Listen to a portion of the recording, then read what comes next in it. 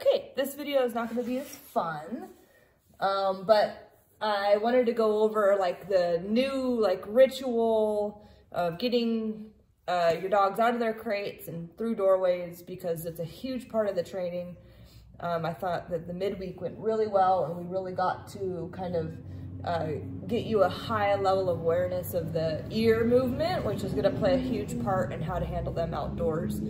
I will make some more videos of that as a refresher, but for this video, I want to go over the new ritual, how to get them out of their crates, get them geared up with all their equipment, how to get them out of a door, and what your expectations should be moving forward. Anyone who cuts corners on this part of the training, we like to call it the new ritual, will see decline in other avenues of the training. So this is actually setting the tone for the day. It's setting the tone for the session. It's setting your dog's brain, getting your dog's brain to a point where it's saying, this is how I want you to feel when you're at a high level of excitement and anticipation about moving forward and going outside. This is actually how I need you to feel. And the whole goal is I need you to feel much calmer and more relaxed, so that you don't bring that high level of excitement that always, that high level of excitement always instills anxiety in a dog. So we don't want them shooting through crates and shooting through front doors as if it's a party. Okay, so right now Ripple's in this crate right here. I do have him in a smaller crate to keep him from moving around as much. The more they move around and spin in circles, the worse. For the dog, the more anxious they'll become. So this crate's probably a bit smaller than what you have, but this is what he needed. Here's his breakfast. Okay, and then I've got his collar. I've got his e-collar right now hooked up to a speaker box so that you can hear the work that I'm doing with him on the e-collar. I got the leash. I need all this stuff ready because he's not coming out of his crate without a leash or an e-collar. That's just absolutely not in the cards for this dog. He would go absolutely wild if I gave him that opportunity to run around my garage. And that's not what I want, and that's the expectations. One of the expectations you might change with him coming home. Okay, so you can see that he is pretty relaxed right now. This is actually more relaxed than he has been. He's usually pitter-pattering his feet like crazy. So I like to wait for them to sit before I go to open the latch. And so I don't tell them to sit, and I don't ask them to down. I just wait. And they learn that if they sit down, I will move forward faster. So waiting is the key. I wait till they sit. I go to unlatch the crate.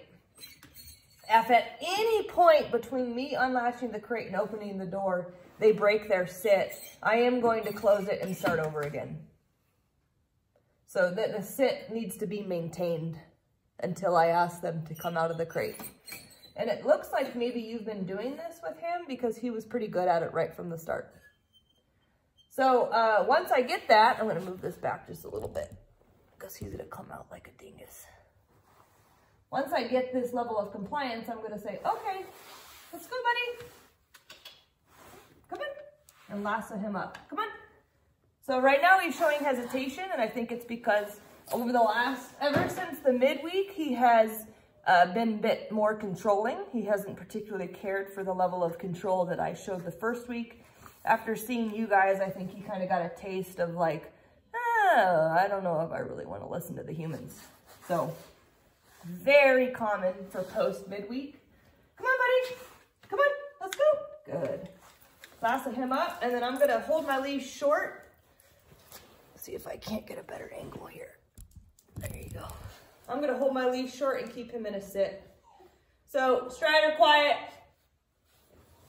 No. Get the leash established. Now, I don't give him, I told you before, I want you to give him a lot of leash, but when we're doing this activity, I want to block the spinning and the running around and whatever else he might do to get amped. And you just pull up on the leash, and that will get him in his sit. So it's just directly up. You hold the leash taut. It's not a pop. You hold the leash taut until he sits.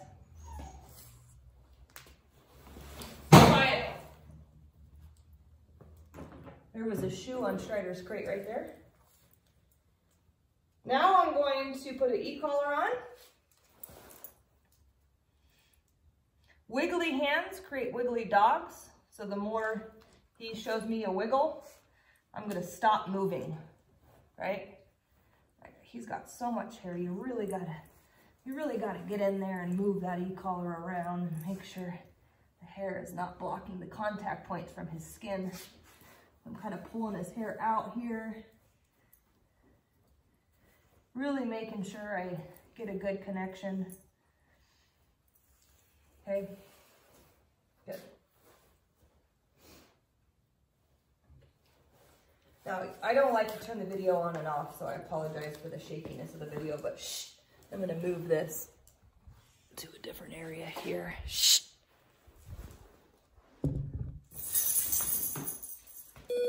Sit. Shh.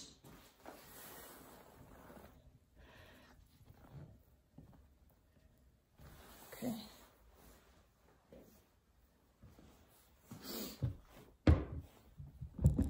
You see that door right there? We're gonna be walking to that door. We're gonna do two doors. This door goes to my workshop and the other door goes outside. So door one, you're gonna see us breeze by. He's still in the same sit he was before I move the camera, okay? So I'm gonna start walking to this door. Let's go, bud. I need to ask, and see, he shoots in front of me. He was about to just run to the door, and I don't want that. I don't want him meeting me at the door. He needs to go to the door with me. We're a team, okay? So I'm gonna do the exact motions that I taught you at the midweek.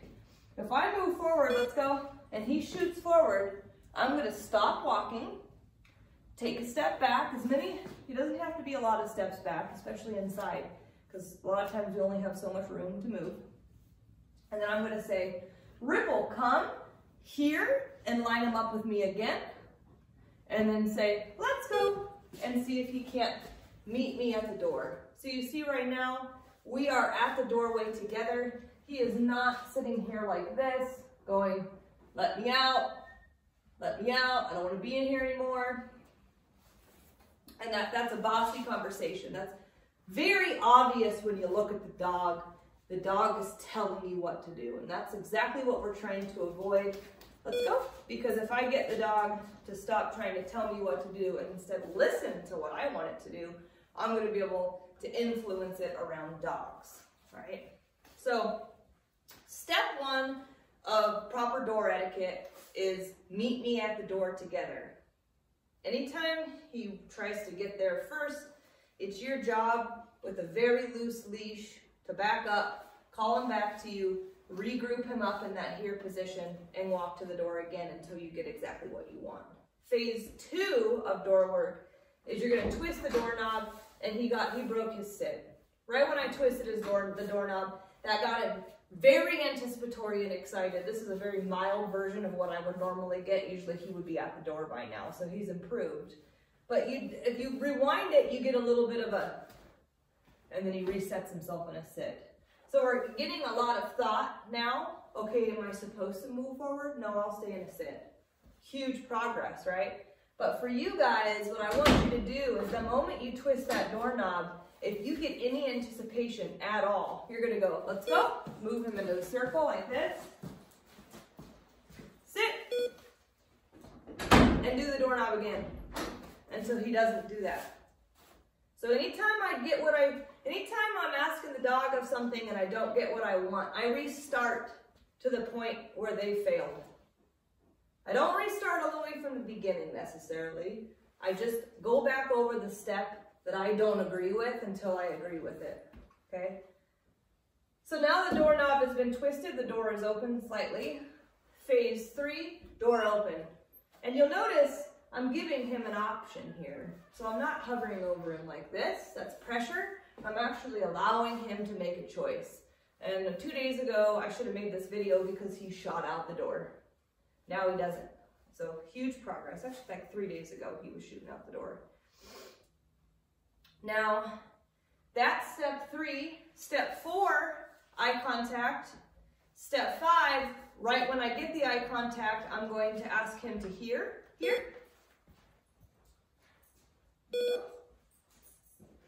And we're gonna go through the door together. Come, or sorry, place. So I like to break the door work down in 5 phases. A lot of people go very quickly. They get the dog in the door, they put him in a sit, they open the door, they look at the dog once. Okay, you're in a sit, they go out first, right? Go out the door. Human goes out the door first, and then they say, okay, and the dog explodes through the door. So we're gonna be a bit different. It's gonna be a bit different this time.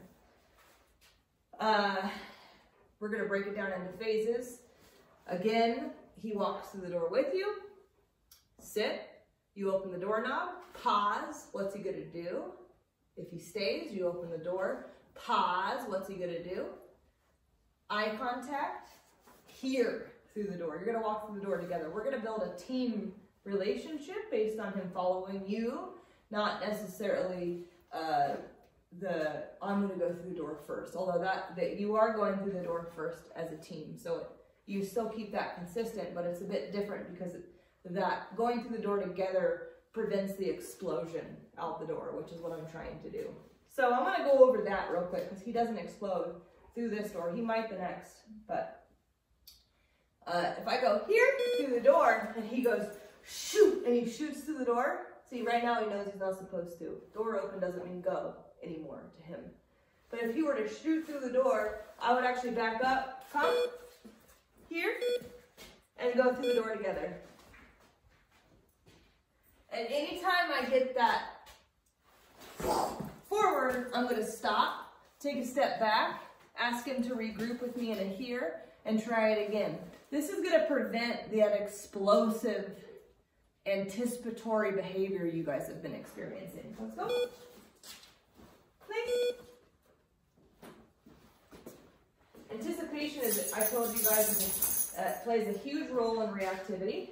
Now, you'll notice probably how much better he is at just sitting still right now. I don't know how he was for you, but I would imagine that you were getting a lot of this. And that's anxiety, right? Oh my God, I can sit still.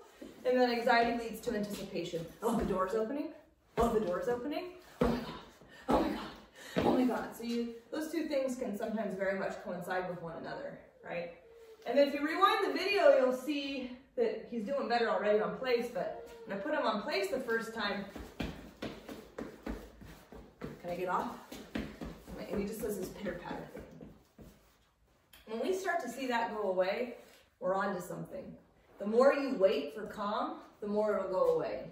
The more you take your time on these steps and focus on them, like make this your center goal instead of worrying so much on getting outside. A lot of people go, they gotta get out and potty, they've been in their crate. No. That's not, this is the new ritual. And the more you focus on this, even if it eats up the majority of your training session, it's the most important part. And if you kill the anxiety and the anticipation, if you really wait for that anticipation and anxiety to go away, he will learn he can't be in that state of mind to get you to move forward faster. Now, what that might require of you is some deep breathing, a different state of mind, because a lot of times people are in a hurry and they want to move through this very quickly, right? I need to get going. I got to go to work. I have a phone call I need to make, whatever. The dog needs to go out and potty. Let's get going. And they get anxious too. So what I like to tell people to do, set a timer. That timer is going to be, that timer, like let's say you're working in for 20 minutes, set it for 15. Because once that 15-minute timer rings, you know you have 5 more minutes to wrap your session up, right? And so then you don't have to be anxious about how much time have we got, how much time do I need to rush, that kind of a thing. That'll help eliminate anxiety in the human, because if you're anxious, he's naturally going to absorb it. So it's your job to be calm and relaxed and be patient and really focus on the crate, gearing them up, getting them out the door. I'm going to take this camera in this other room and I'm going to show you how to do the door going into the outside, because it creates a little bit more excitement knowing that he's going outside. Right? So when we do these steps, this is what I focused on more than anything.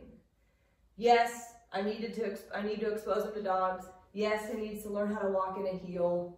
These are all important things. But I know from all my experience that if I don't get this part established, none of it matters out there. And any client of mine who cuts corners and hurries and rushes and says, you know, I like the door work, but I don't really like the waiting I just really want to get outside and potty my dog and walk them. Those clients have the least success rate. This new ritual is the key component to setting the tone for any activity that you'll ever share with either of your dogs.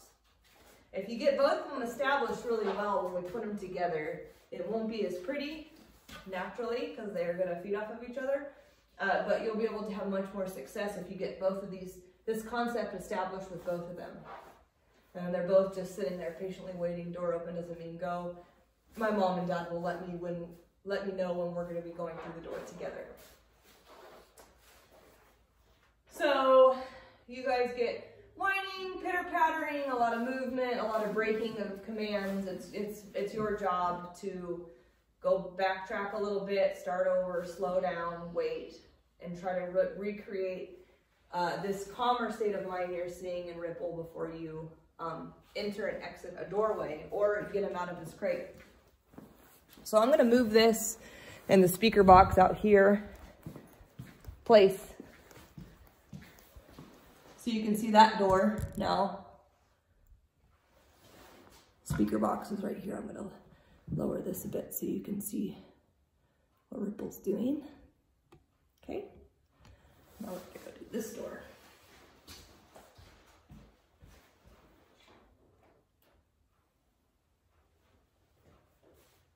I know you guys can't see me, but the reason why we haven't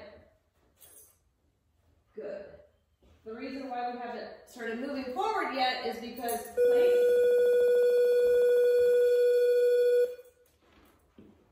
Ripple is anticipating the next move and he just broke place. So anticipation is important. So it's your job to make sure that he isn't anticipating going to the next step of training before you're there, and that you keep him in a sit down place, whatever you're asking, until you're ready. Here.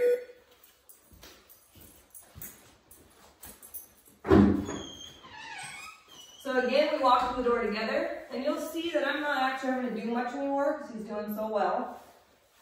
We walk through the door together. He automatically sat. So there's phase one of door work established. He moved forward. I'm going to say, come. Here. Sit. Now that time I moved backward and did it come here. You can do that or a let's go 360. Those are your two options. The more you mix it up with the cattle dog, the better. It's always nice to have options. So this, I forgot to turn the doorknob, actually just moving towards the doorknob, and he got anticipatory. So you want to pay attention to stuff like that, you know. So now I'm going to twist the doorknob and pause. What's he going to do? He didn't break or move physically. He did kind of go like this, which is part of his issue, right? And I think it'll go away with time if we just continue to do these repetitions. So that was good. Now I'm going to open the door and see what he does.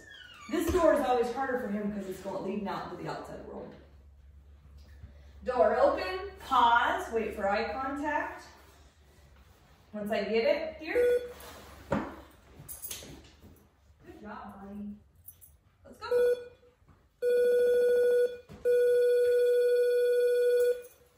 Good. Let's go. Good job. Sit. That was beautiful. So we went through the door together. So you're getting to see what he's capable of, not so much how to deal with him if he's not doing exactly this. But you've got the steps, you've got the phases, you see what he's capable of, and at the go home, we're going to do a lot of door work because it's extremely important. And that's going to give you an opportunity to practice this where he will make a lot more mistakes at your doors, and you can utilize this information to re-imprint his brain at your house. Let's go. Do this door now. And then we're gonna go over place, and I'm gonna wrap it up. Okay, now we got this door going in. Sit, which she's probably like, excuse me, why are we going outside? Place, you'll go outside as soon as this video is over, buddy. We're gonna go through the door together. I got door open, didn't mean go, none of the doorknobs. He was doing amazing. Eye contact, and then I'm gonna say here, here. Just cut some corners here. Sorry, but editing videos is more of a pain in the butt, so I've just started doing it this way. All right, now we're gonna do some place work. Place. Good.